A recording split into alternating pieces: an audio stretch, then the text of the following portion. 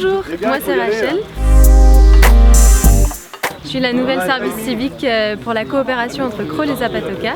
Et aujourd'hui on commence une activité avec les jeunes de la maison familiale et rurale pour leur faire découvrir Crolles.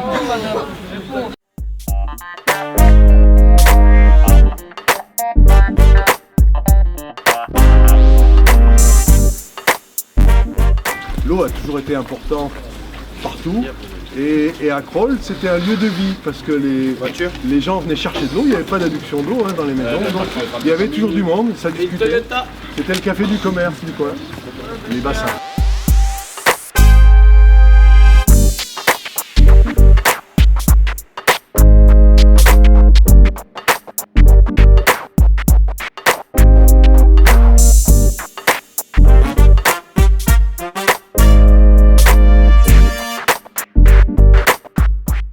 On est ici aujourd'hui pour former les jeunes de la MFR à devenir ambassadeurs de leur patrimoine. Comme ça, quand les élèves de Zapatoca seront là, ils pourront leur montrer leur fierté de la région et de la ville.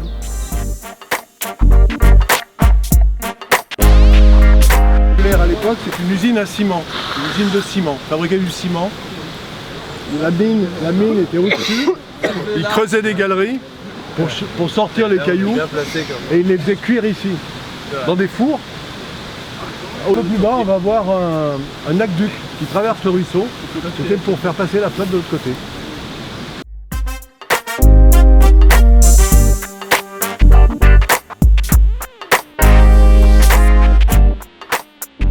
L'eau, c'était un gros problème quand il y en avait trop lors des orages.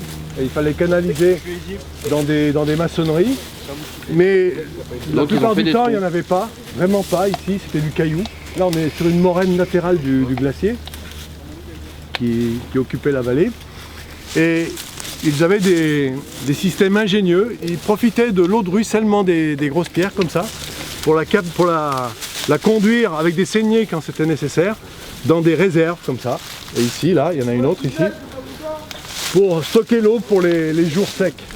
Voilà. Et des constructions comme ça, il y en a beaucoup.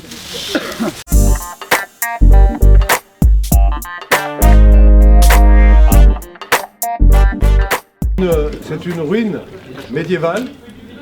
On pense, on n'a pas fait de fouilles dans ce sens-là, mais on pense que c'était une motte castrale, ça veut dire un château en bois. Il y avait un éperon rocheux qu'on distingue bien d'ailleurs encore maintenant. Et les gens qui ont construit le château, le premier château initial, ils ont rapporté de la terre, et ils ont mis des palissades et ils ont construit une tour en bois au sommet.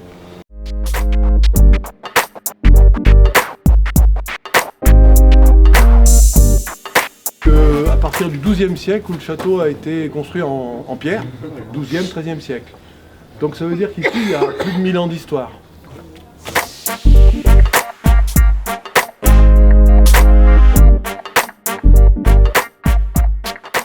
Tu savais qu'il y avait le château, tu connaissais un petit peu? Je connaissais pas du tout le coin, donc le château, je savais pas qu'il y en avait un. Donc moi, ça me fait quelque chose en plus à revenir visiter ou à redécouvrir. Et après, on peut toujours revenir ici pour soit faire un pique-nique avec les jeunes de Zapatoca, un pique-nique ou un repas ici.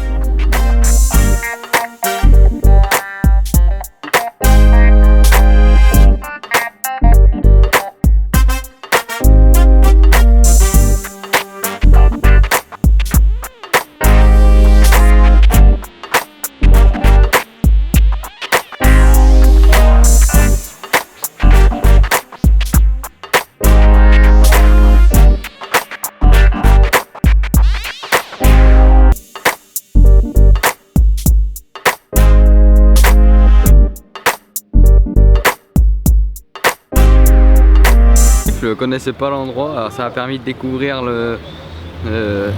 autour de Crolles. Je croyais pas qu'il y avait un château là-haut. Enfin, j'aurais pas cru. C'est joli, on a appris des trucs. Et puis voilà.